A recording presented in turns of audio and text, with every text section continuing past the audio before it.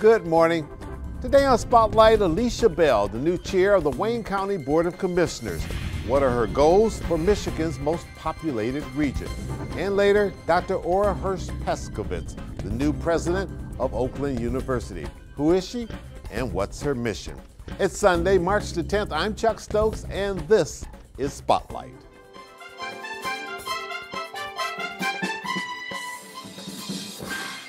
You're the new chair. What do you want to happen on your watch? On my watch. Now you can't pass the buck anymore. Everything stops at your desk, so to speak. It stops here. The buck stops here. Thank you again for having me. It's our pleasure. You know, I'm excited. This is my 17th year on the Wayne County Commission. 8 years I served as vice chair, so I had a great role model in our previous chair and the previous chairs I served under. So under my watch, I want to make sure that we're doing right by the citizens fiscally. I also want to make sure that we're transparent. I mean, I think all the residents of Wayne County want to make sure that they know what their government is doing on behalf of them, because we work for the people of Wayne County. So make sure that we're just continually going up with our fiscal responsibilities, and then also making sure that we're transparent and that the public knows what we're doing. Are your number 1, 2, and 3 issues of the commission the same as what you hear when you go out and talk to your constituents? You know, just like everyone in Michigan and Wayne County, a lot of the concerns that I get are about the roads. Okay. Obviously, I have a few county roads in my district. I represent the city of Detroit. However, some of those roads are county roads, and people want to make sure that the roads are paved. They want to make sure that the berms are cut in the summertime, that the grass is cut down. So a lot of those things I hear, and I think all of my colleagues across Wayne County hear. So that's always our number 1 priority. But in addition to that, we also do wonderful services with our health, because we want to make sure we're a healthy community. Unfortunately, Wayne County is 83 out of the 83 counties in the state when it comes to health issues, and primarily we're in a manufacturing town. So obviously you have all the pollutions that we've had over the course of our existence. But we want to make sure that we're doing right by the health of our county residents. I put together a lead resolution some years ago to make sure that our children were getting tested free for lead poisoning. And that's just a big issue that you think of with the old housing stock that we have here in Wayne County. So just being a healthy county is very important to me, and that's a priority of mine as well. Just a few years ago, Wayne County was facing a huge debt, about $82 million. Absolutely. You got out of that debt. Do you feel as though you're on good, strong fiscal ground at this particular time? Absolutely. I'm so proud of the work that we've all done together, the county executive and the commission, and quite honestly, the residents and the employees of Wayne County who sacrificed so much to make sure that we did get on good financial and fiscal footing. And we are, and I'm happy to say that we have a surplus now. Now, of course, we have some large projects that we're engaging in, such as the Criminal Justice Center, but we are doing much better than we were 4 or 5 years ago. What would you like to see done with the surplus? Oh, good question. I have some wonderful ideas to make sure that we are servicing the residents of Wayne County to the best of our ability. We have our mandated services, so we obviously want to make sure that those are being done efficiently and effectively. But we also have some extra services that I think will benefit our residents. We had a scout program that we had through the sheriff department at one time, and that was a more integrated system of policing in our neighborhoods. And the sheriff office did a great job in making sure that we had extra police force. You have your city police forces, but this was extra. So I would love to see that reinstated. We had the alternative workforce, which was where we had those persons who were going through the court system. They could pay off their debt to society by cleaning up the neighborhoods. So that was a wonderful program. And unfortunately, because those aren't mandated services, we had to cut those when we were going through our restructuring. But I'm hopeful that we can get those reinstituted, because those are things that my citizens really want to have as a help and a quality of life issue for those who live in Detroit and Wayne County as a whole. You attended Governor Gretchen Whitmer's State of the State address recently, correct? I did. And she spent a lot of time talking about the different pathways to education. I have 2 young children, and I want them to go wherever they want to go for college life. But if they're not designed for college, there's community college, there's vocation. So you have to make sure all of those are available for our students so that they can thrive. Perhaps one of the biggest things that she mentioned was taking the community colleges and making them free. You got Wayne County Community College District, not a short title, right? But it has a big footprint in this community. Absolutely. Several satellite campuses as well. What would that mean for your county and for Wayne County and the other community colleges in Wayne County? I think that would be awesome. Again, with the cost of college being so expensive these days, to have an entrance to a community college for a couple of years and then going off to a four-year institution would benefit so many families and so many students that may not have the funds right now for a University of Michigan or Michigan State, but to go to the community college, get that good education for 2 years and then go to university, that would be such an eye-opening experience for so many of our young people, and I think the parents will love that as well. All right, we're going to take a little break. When we come back, I want you to talk about some of these national hats that you've worn before in your county executive position. We'll be right back. Thank you. We'll be right back. Stay with us.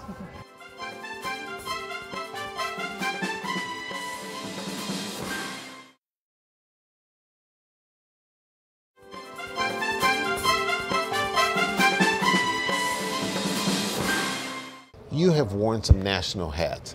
You were, at the time you got on the Wayne County Commission, I think you were the youngest county commissioner in the country, is that correct? Youngest African-American woman county commissioner in the country. Okay, all right, and you've been on 12 years or so now. I've been on 16 years 16 now. years, okay, all right. So now you're considered a vet. Yeah, can't say youngest anymore. Right.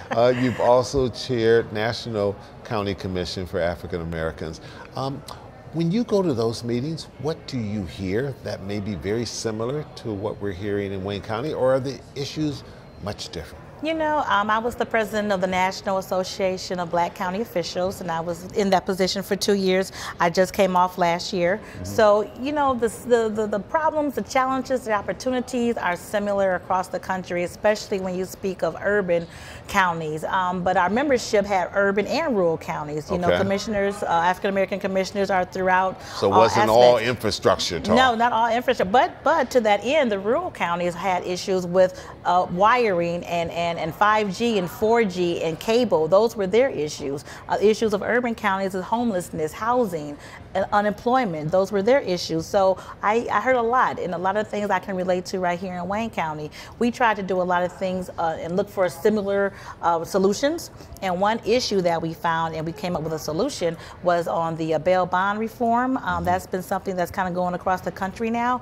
We sponsored a resolution in support of bail bond reform, and as you know, there are people who get charged with the same crime, and if you don't have money, you go to jail. If you do have money, you can bail out, and that just doesn't seem to be fair, nor does it seem to be a cost-effective way to run our system. It hits African Americans harder? Absolutely, absolutely, and that's across the country. So we were able to get that in different counties across the country, large and small, adopted that resolution as well. So I'm working on that for our Wayne County Commission, because it's just a matter of equity and fairness and economics, because our jails are $125, $175 a day to house someone, and you shouldn't be there just because you don't have the funds to bail out. As you sit down with your fellow colleagues on the commission, are there one or two issues that raise eyebrows with the commissioner? Because you're the oversight. Correct. You watch over the county from that perspective, watch over the county exec and other departments.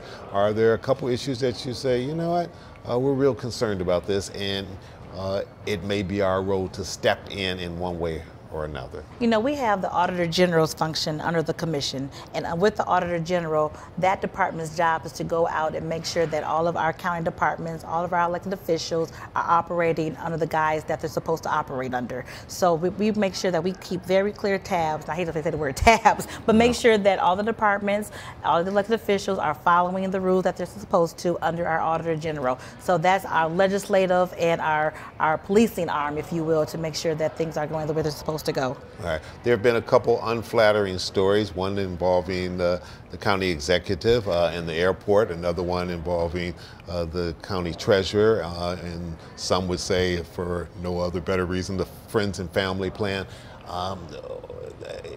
What's the role of the commission when you hear those type of stories? Do you all step in? Do you start asking questions to say, okay, is everything being done in a way that it should be done and in an ethical way? Absolutely. With the airport, as you know, that was something that is under an authority now, so it has its own board. We have one appointment to that board, so we don't have any direct influence over the airport authority. However, with the treasurer's office, the clerk, the register of deeds, the prosecutor, we have authority through our Auditor General's position. So if there's ever an issue that comes up, we have the power to go in and have a deeper dive audit that we can see if there are any misgivings. If there are, we can put in some corrective actions for those departments. Okay, all right, and then you can do the due diligence. Absolutely. At that point. All right, what's next for Alicia Bell?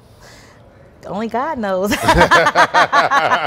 that's a good safe answer. but I guess I would. Yeah, but I mean, after how long would you like to serve as chair? And is there anything you want to do above and beyond serving as chair? As long as my colleagues would have me for chair. We want to get through this first term first. It's a 2-year term, so we're going to take it every 2 years at a time. Okay. I love government. I love county government, obviously. There are opportunities maybe at the state level, state senate, state rep, city council. I think the wide range of options are out there. It's just a matter of what my passions are and where I can feel I can make the most difference. I know you sat on the Riverfront Conservancy Yes. Board for a while. As you look at the various changes that are going on the riverfront, the parks, all of this, your thoughts about how Detroit and Wayne County are moving? It's very exciting, and it's extra exciting because actually one of my national committees that I sit on, the National Organization of Black County Officials, we're having our Economic Development Conference here in Detroit this summer. So I can't wait to bring Black county officials from across the country to see Detroit, because a lot of times they hear things on the news that it may not be very flattering. So anytime I can get to show off the great Detroit and great Wayne County, I'm all in. So they're going to come in, we're going to give them a great time, and they're going to see the riverfront, they're going to see campus marches, they're going to see all the great development that we have going on here. So it's an exciting time in Detroit and Wayne County. Madam President, thank you so much for coming in, Thank sharing you. all this information. We'll get you back. Yes, I can't wait. All right. And when Spotlight returns, we'll talk to the president of Oakland University. Stay with us.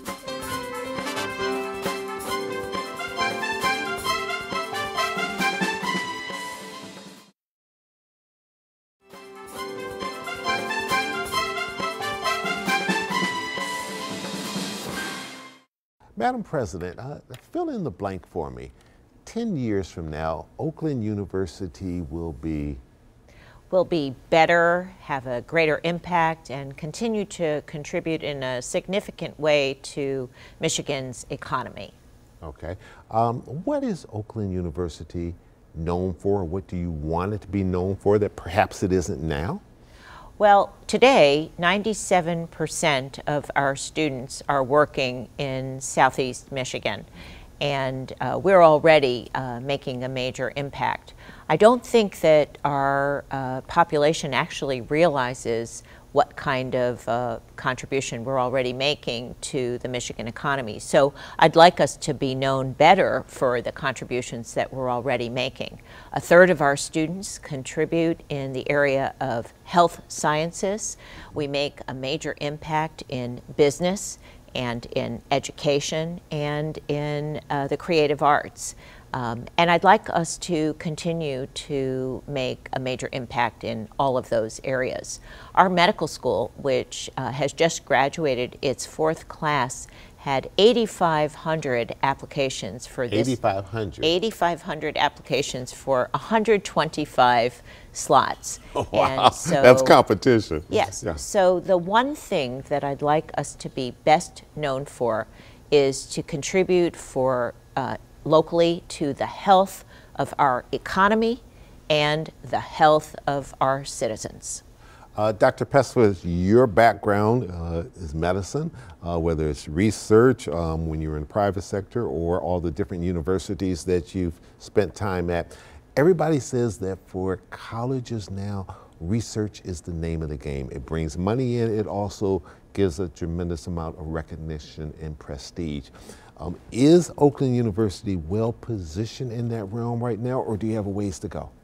Well, just in the last 2 months, we increased our standing by what is known as the Carnegie designation.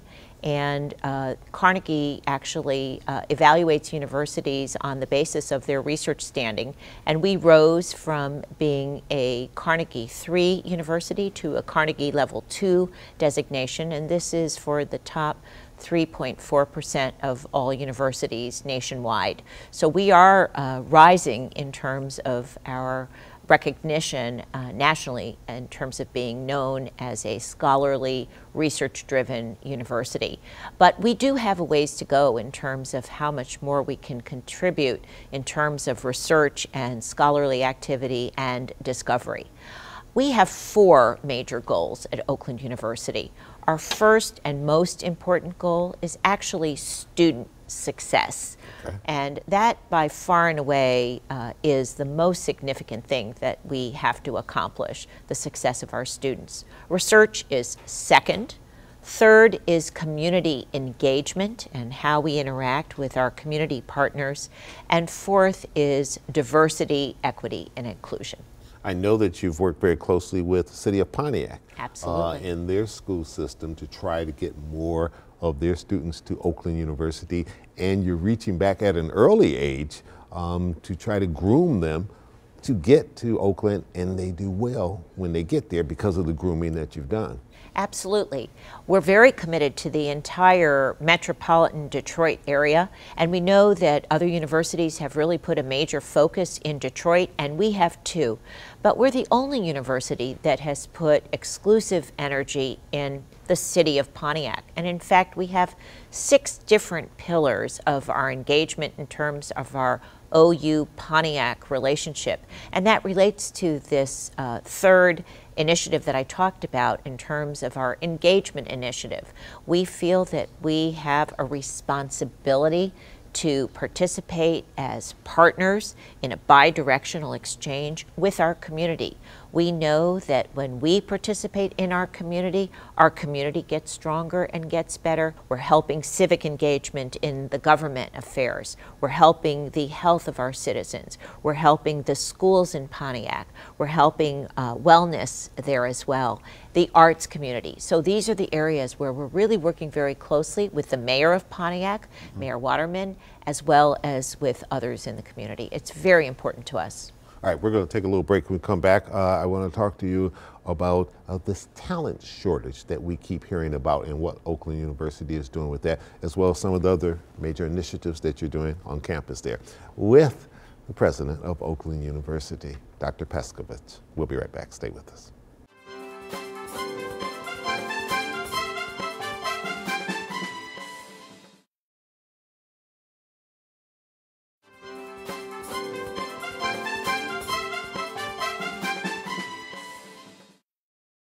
Doctor, only 43% of the population there has post-secondary degrees.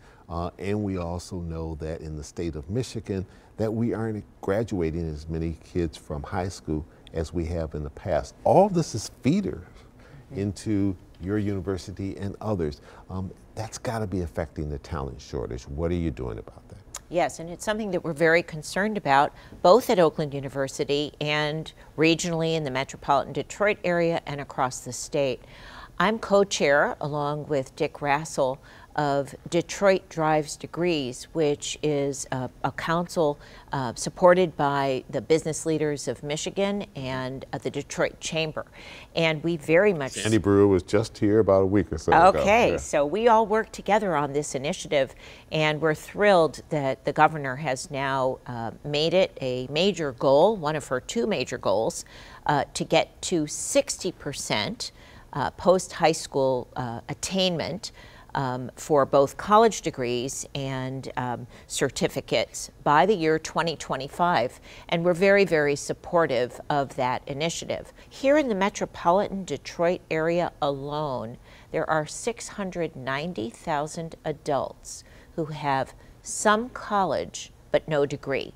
In some cases, those adults may be missing just 1 credit before finishing their college degree.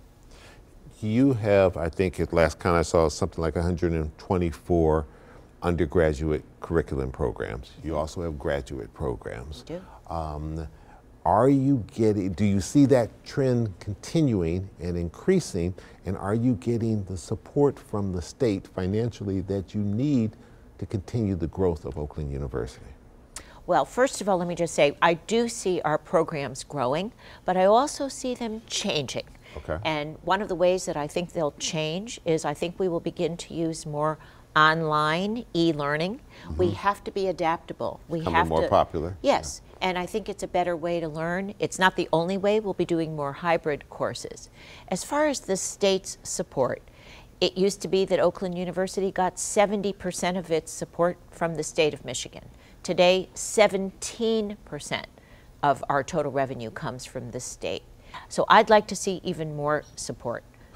You have 2 new members on your board, former Lieutenant Governor Brian Calley and also Dennis Muchmore, who was Governor Snyder's Chief of Staff. What does their presence do for Oakland University? They're really terrific new board members. They have just jumped right in and gotten extremely engaged. They have 8-year terms. That's right. And I have to tell you, I am very fortunate as a relatively new president to be honored and privileged to have such a terrific board. Those 2 new members and my other board members are extremely supportive. They're engaged board members, and they set the vision. They are responsible for the fiduciary responsibility for the university, and they set the tone for us. And we are very fortunate to have a terrific board at Oakland University. Physical development-wise, where do you see the university going? You just opened up the Oakland Center, which is getting rave reviews, more choices for students, food and everything else, and reading and leisure and whatever else they want to do. But you've been doing a lot of building there. We have, and in fact, we're thrilled that the last legislature in its last final months in December also approved a $30 million appropriation that's part of a $40 million project to both expand and renovate South Foundation Hall, which is one of the oldest buildings on our campus, which is where every single student at Oakland University does their general studies. And if you know anyone who did anything at Oakland University, they did some studying at South Foundation Hall. And so that's the last building to have gotten some renovation money. And so yes, we are continuing to grow and expand. Real quick question, quick final question. Do you have a good relationship with the faculty? Outstanding.